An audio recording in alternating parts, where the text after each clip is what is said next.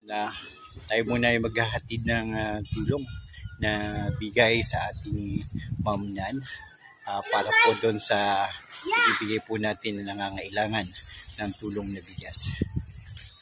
Wait lang muna tayo.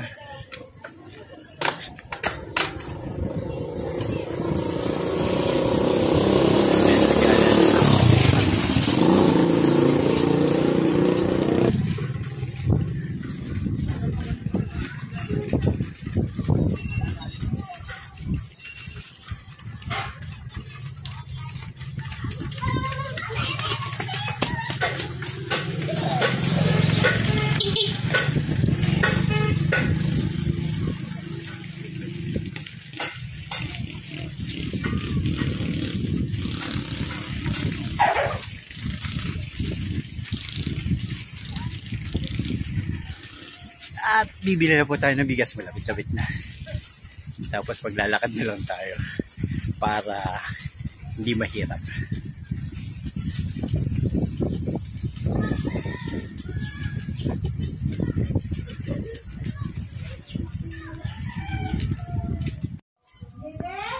Narito na po ako sa tindahan ng bigas.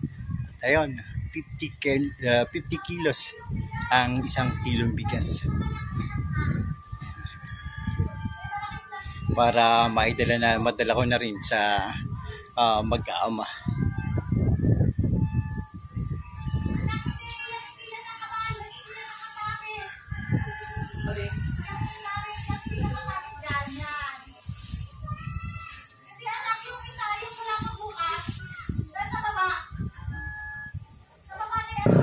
Meron po muna na lagyan, babalik ko na lang mamaya.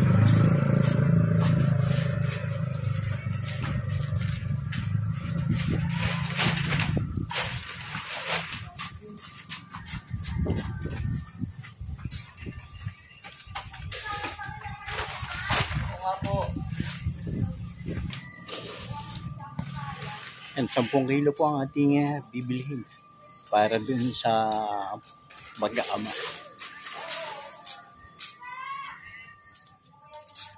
500 pesos.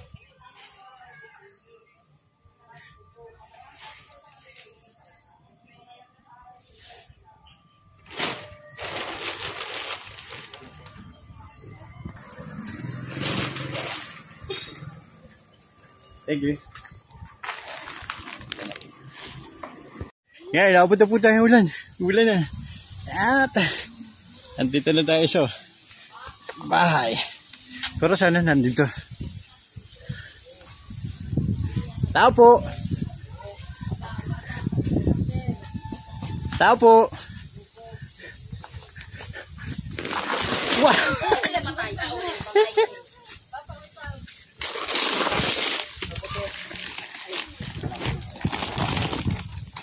Yan pa si Carlito. Kaya pakuha na po. Pakuha na at tuulan na. Yan. Sir. Ando po sa sponsor. Maraming salamat sa nagbigay po na ito malaking utang na loob po. Salamat sa inyo. Yan po yung pa rin nagbigay po ng ham sa inyo. Maraming salamat. Para po yung kikitain ninyo ay maipon na. Pwede muna sir, naulan. Sige pa, tayo po yung makikipasok habang naulan. Yan, tayo po yung makikipasok.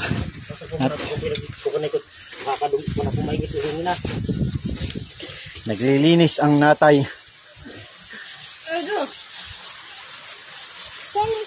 Eh, kamusta ng inyong anak? Ayos naman po sir, nakatayin naman po ng natay bulati. Ah, buti po naman ano. Ito yung gamot na binili ko yung pangalan po na ito Tingin 95. Naging hapot na dala.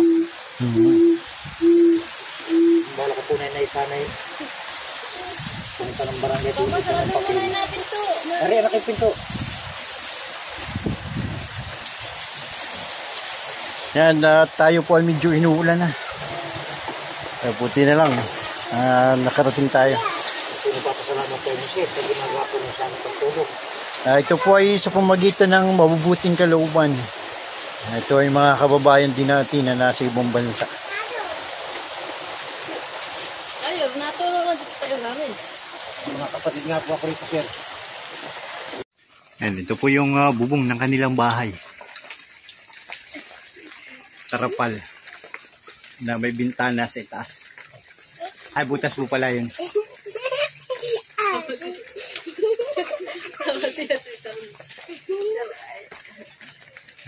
Ano?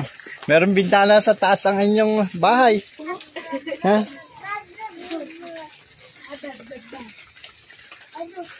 Yan ang isang kwarto nila. At ang santambak na labahin. Hindi ko na magawa yan, sir. Eh, makakapaglaba ka na kuya, no? Bukas, kahit hindi mo nagtrabaho, maglaba muna. Malaba nga po ako bukas. Pabili nga po akong sawot. Maglaba muna bukas. Ayun, tinubos ng mga kapatid mo yung krito.